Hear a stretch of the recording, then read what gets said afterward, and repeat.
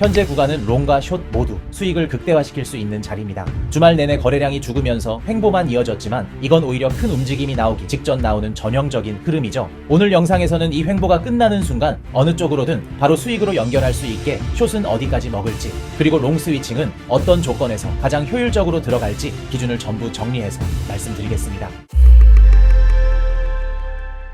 안녕하세요, 넥스웨이브 아카데미입니다. 현재 비트코인은 주말 동안 거래량이 죽은 상태로 옆으로 질질 새는 횡보를 이어가면서 하락도 안 나오고 그렇다고 상승도 나오지 않는 애매한 장이 계속되고 있습니다. 근데 이런 구간에서 제일 많이 나오는 게 뭔지 아시나요? 바로 위로 한번 쏘는 척, 아래로 한번 박는 척 하면서 롱이랑 숏을 연달아 털어먹는 무빙이죠. 이런 무빙이 나오면 방향을 확신한 사람이 가장 큰 손실을 입습니다. 오늘 영상에서는 현재 시점에서 가장 중요한 딱 두 가지를 정리해 드릴 겁니다. 첫째, 다시 하락이 시작되면 어디서 익절하고 어디서 롱 스위칭을 하는지. 둘째, 상승하게 되면 언제 하락 관점을 폐기해야 하는지. 이 기준을 정확한 가격대와 함께 전부 알려드리겠습니다. 자, 바로 들어가 보겠습니다. 지난 영상에서는 85,000대에서 브리핑을 드렸고, 관점은 하단 추세선 리테스트 이후 단기 하락이 한 번 나온 다음 그 이후 중장기적 상승 전환을 보는 큰 흐름이라고 말씀을 드렸습니다. 그런데 뚜렷한 하락이 나오지 않은 채로 주말을 맞이했고 거래량이 죽으면서 그대로 횡보만 길어졌죠. 결론적으로 아무 변화 없이 다시 월요일을 맞이했기 때문에 복귀는 빠르게 넘어가겠습니다. 오늘 말씀드릴 관점은 간단합니다. 아직 하락이 나오지는 않았지만 하락 관점을 폐기할 조건 또한 나오지 않았기 때문에 단기 하락 이후 상승 전환을 보는 큰 관점은 유지합니다. 다만 여러분들께 한 가지 짚어드릴 부분이 있습니다. 추세선 각도가 큰 구간에서는 시간이 지날수록 추세선 재진입의 기준 가격이 계속해서 위로 튀어 올라가게 됩니다. 그래서 이런 상황에서는 추세선 자체를 기준으로 보기보다 리테스트 구간과 매물대를 포함한 가격대를 기준으로 잡아야 하는데요. 따라서 이전 영상에서 말씀드린 하락 관점 폐기 조건인 상승 후 추세선 재안착은 정확히 추세선을 기준으로 잡기보다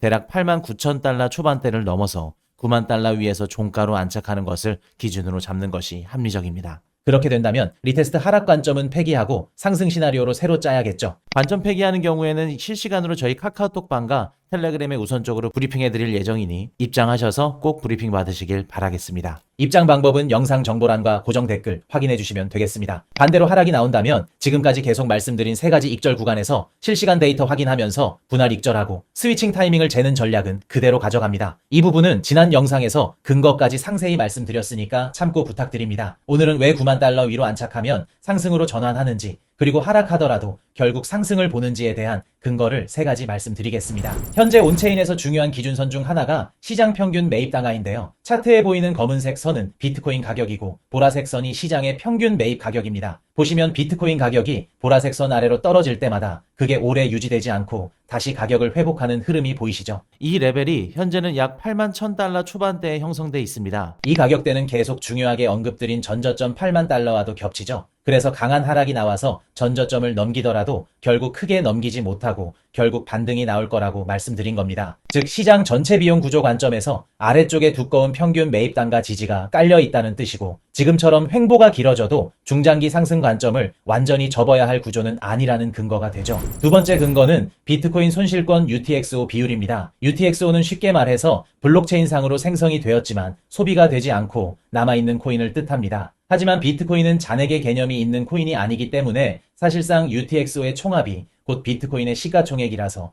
크게 의미를 갖지 않으셔도 됩니다. 보고 계신 차트에서는 하얀색 선이 비트코인 가격이고 보라색 선이 손실 비율인데 이 값이 높을수록 손실을 보며 들고 있는 코인의 양이 많다는 뜻이죠. 현재 시장에선 공급의 약 21%대가 손실권에 있는데요. 이 말은 반대로 79%의 비트코인이 이익을 보고 있다는 뜻입니다. 이 구조는 중장기 관점에서 하락이 나오더라도 시장이 무너지는 게 아니라 공급 매물을 소화하면서 체력을 다시 만드는 단계로 해석하는 것이 합리적입니다. 마지막 근거는 실현 손익 비율 소파입니다. 하얀색 선은 비트코인 가격이고요. 보라색 선은 소파 값인데 이 값이 1 이상이면 현재 투자 중인 코인 중에 수익을 보고 있는 코인의 비율이 높고 1 이하면 손실을 본 코인의 비율이 높다는 걸 의미합니다. 현재 소파 값은 정확히 1에 위치해 있는데요. 이 말은 지금 시장이 전반적으로 본전 매도 구간에 있다는 뜻입니다. 수익이 크게 난 상태에서 공격적으로 매도하는 흐름도 아니고 손실을 감내하면서 던지는 투매 구간도 아니라는 거죠. 여기서 중요한 건 소파가 역사적으로 어떤 구간에서 상승이 나왔느냐입니다. 과거 비트코인 사이클을 보면 상승 추세 중 조정 국면에서는 소파가 1 아래로 밀릴 때마다 빠르게 다시 1 위로 회복되는 구간에서